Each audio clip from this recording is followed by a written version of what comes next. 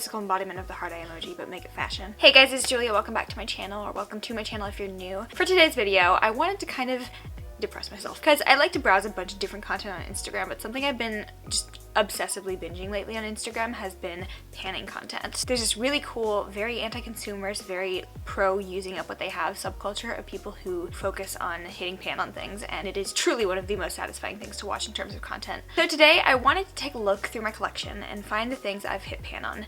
There's not a ton, but I still want to make this video to share with you guys just the genuinely most used products in my collection, because for me, because I am constantly testing out so many things, if I am like using up products or hitting pan on them, that really says something about how much I love the products. So I just felt like it could be a fun kind of thing to look for in my collection, and I thought it would be really fun to show you guys the things I've hit pan on or completely used up. And I am wearing a few of the products from this video on my face, so I'll talk about that as it comes up. That is all I have to say. Without further ado, let's get into it.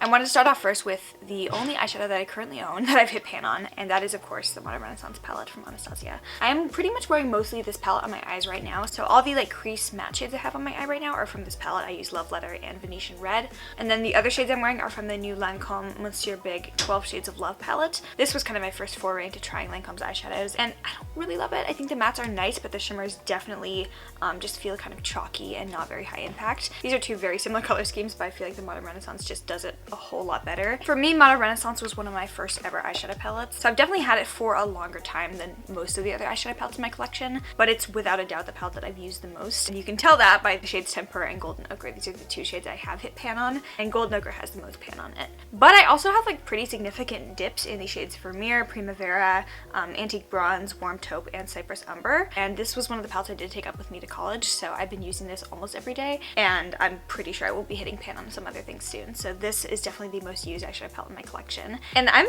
actually pretty shocked with how clean I've managed to keep it. Anastasia's normal eyeshadow formula is very like soft and kind of powdery, so you do get a lot of kick up whenever you dip your brush in there. So I'm pretty pleased with myself with having been able to keep the inside of the palette pretty clean.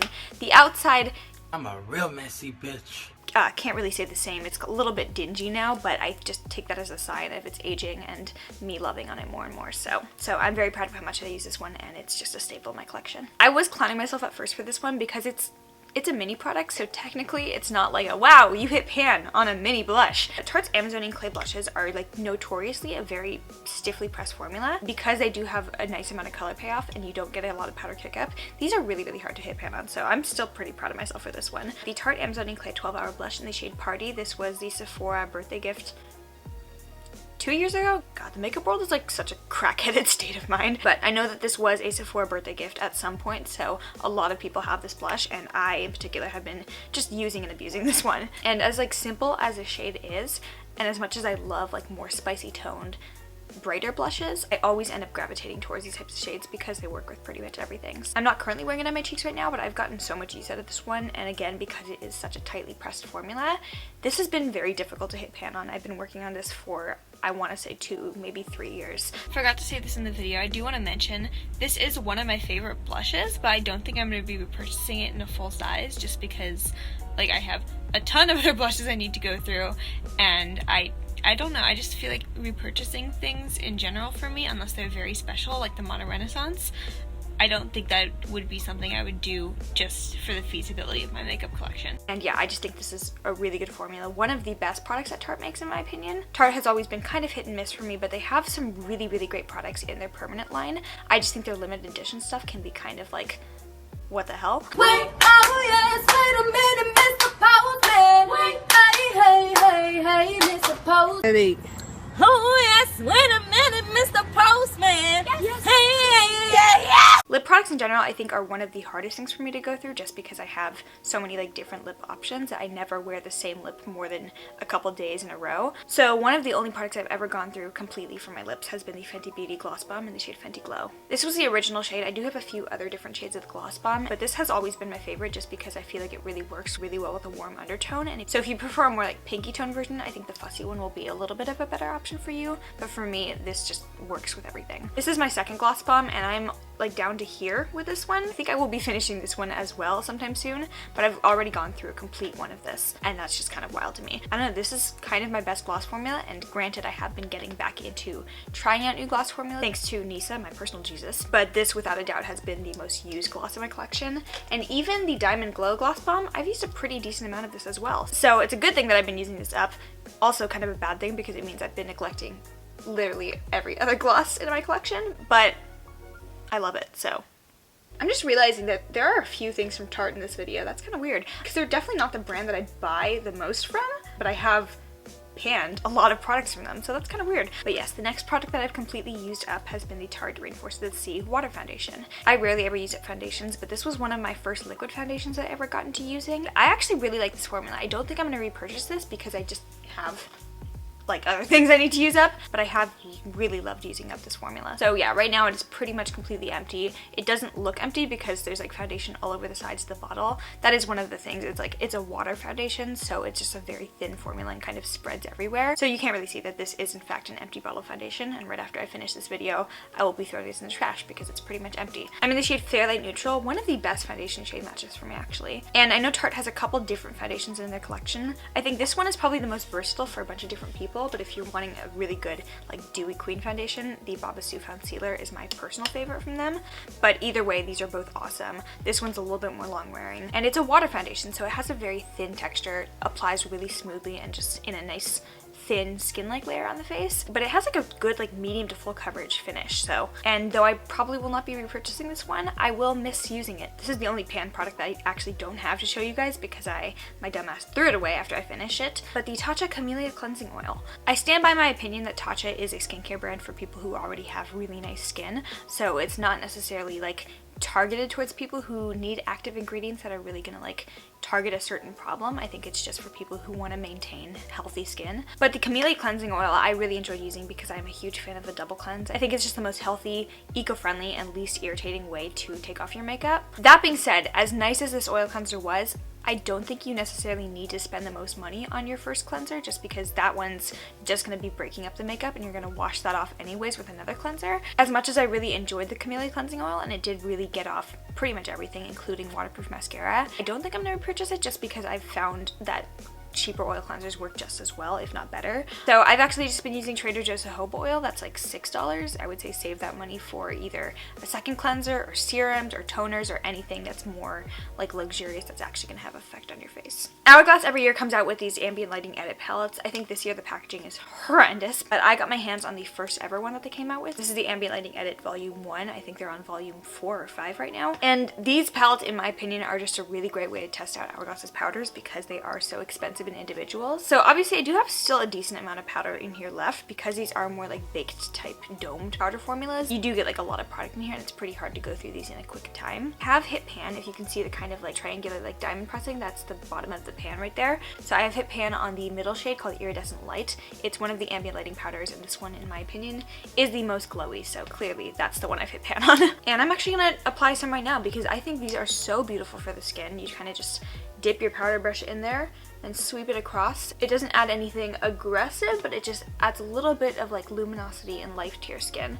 that wasn't previously there before. And I don't even know if you can see it on camera, but no, they can't see it because you're covering your face, you dumb bitch! It doesn't highlight your texture necessarily, but it just adds a little bit of extra sheen. I can understand people not really wanting to spend a ton of money for such a subtle effect. There are definitely some dupes that you can get, albeit like not the same quality, but like almost there. But I really enjoy Hourglass's ambient powder formula. I think I am pretty close to hitting pan on the blush here called Mood Exposure as well. And then the rest of the powders in here have pretty big dents in them. So yeah, pretty proud of how much I've used this one, especially because I don't even powder my face that often. I'm just wearing powder on my under eyes. I don't completely powder my face down. So the fact that I've gone through a pressed powder has been pretty crazy to me. ABH Brow Wiz. This I'm kind of cheating on because I haven't gone through just one of these. I've gone through several, and granted a brow pencil isn't the hardest thing to go through, but this is one of the products I have consistently repurchased and used over and over again. The catch is I'm probably not going to be repurchasing another one of these after this because I just don't think that brow pencils are for me. I love them, and honestly I do really love the way brow pencils make my brows look. However, they are not great for the environment because you are going through them so quickly. For me, I would use like a single brow pencil once a month and I'd be repurchasing over and over again. You could just buy like a drugstore one, but in my opinion I really really do notice a difference with the Anastasia Brow Wiz. The spoolie on here in particular is awesome, so that's why I'm keeping this completely empty one. But just in general, I think that pomades require like 5% more of your effort, and you get like 1,000% more product in there. So Shark Tape Shape. No, the only concealer that I've ever used up completely and then repurchased has been Tarte Shape Tape. I'm in the shade Light Sand. I think the previous shade that I owned was Light, and I completely used that one up. And that's a feat for me because this is a really big concealer. This has 1/3 of an ounce in there. Most standard concealers are along the lines of like 1/5 of an ounce or 1/4 of an ounce. Too Faced Born This Way that I love so much gives you 1/2 an ounce, so I like big concealers and other big things. Okay. Added on to that is the fact that this concealer is one of the most full coverage things I've ever used. I really use a very small amount of this, so the fact that I was able to go through an entire Tarte Shape Tape was kind of crazy to me. Also, I am very much a proponent of no product left behind, so once I got to a point where I wasn't able to get any more product out of this, I actually took out the stopper, and there was a lot more product that was hiding along the edges, and I was able to scrape that out as well and use it up. So I really milked all $27 I spent on this concealer out of it. And when I went to go repurchase another one, I felt very good about myself. Unfortunately, I went through an entire one and then repurchased this new shade, and then I fell in love with the Too Faced one. So now I have a concealer formula that I love even more, and this one I've been using a little bit less, but I still do really like this concealer. I think it's good. I don't think it's the best concealer to be ever created, but I see where the hype is, and I have gone through an entire one of these, so I understand. The next one is no surprise to me, the Tarte Silk Canvas Primer. I love this so much. I don't think primer is always a necessity, and it's one of those like luxury makeup products I truly think does something very special to my skin.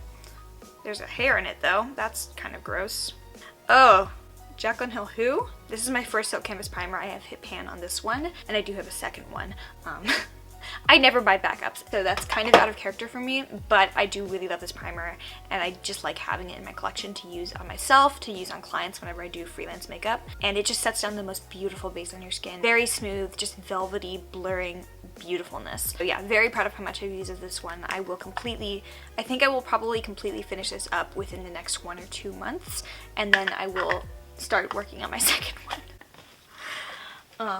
And finally, the Too Faced Born This Way foundation. This one, I think you can actually see how that's how much I've used up. I'm probably going to finish this within the next, again, 1 to 2 months or so. It's one of my favorite, like, more dewy, luminous type foundations. I do prefer the Anastasia Luminous Foundation just a little bit more, so I don't think I will repurchase this immediately just because I have a bunch of other things I'm trying to get through. But this is just one of those formulas that I've always really loved. I'm in the shade Almond. It's also one of the most perfect shade matches for me, so this I could see myself repurchasing in the future. Just not like immediately after finishing it. But yeah, I get a lot of questions. Which one would I recommend, the Too Faced Born This Way or the Anastasia Luminous? Honestly, the Anastasia one is just a little bit better in my opinion. I think that they're both really great foundations, so whichever one you can find a more accurate shade match for yourself in, I would say go with that. Alright, bonus round. These last 5 products I haven't hit pan on yet, but these are the next products I think I will be hitting pan on soon. Number 1, the Physicians Formula Butter Bronzer. I said it right again this time. My mind! I have the Light Butter Bronzer, and I've been using this almost every day for the past 2 months or so. Again, it's one of the products that made the move up with me to my dorm, so I have been using this very regularly. It is a pretty hard product to hit pan on, honestly, so I've been using this almost every day, and you can still kind of see the pattern in there, but because I have been using it so consistently, I think that I will eventually hit pan on this one, so yeah. The Hourglass Managed Stick Foundation, it's not my favorite formula by any means, but I have been trying to use this one because I spent so much money on it. Right now you can see it's all the way down there, so the amount of product that I have left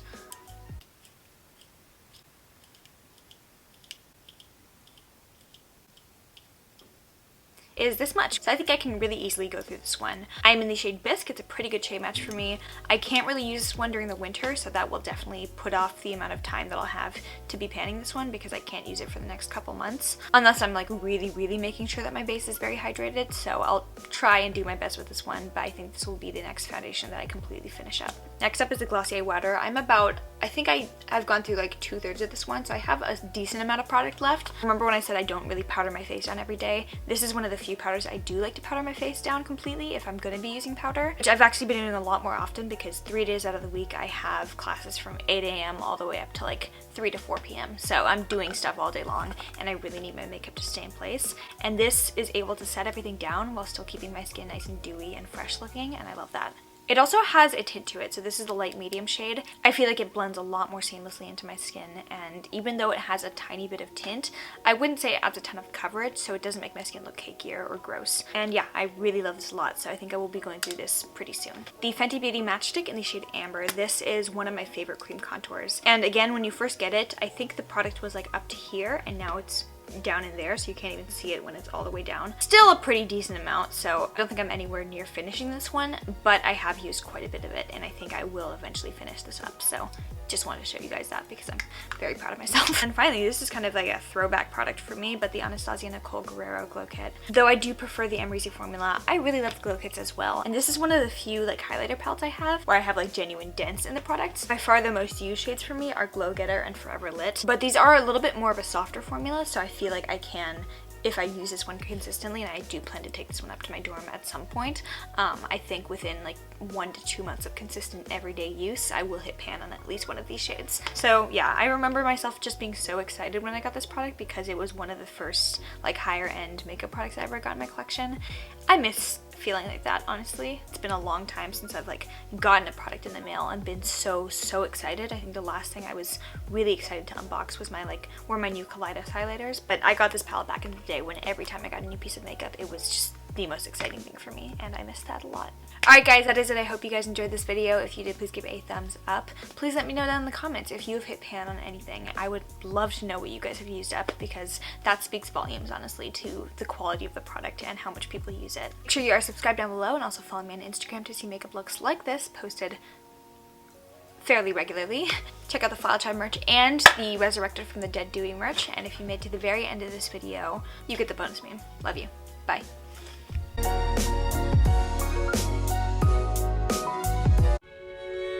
Your makeup looks great, babes. Your makeup looks great, babes. I know. Your makeup looks great, babes.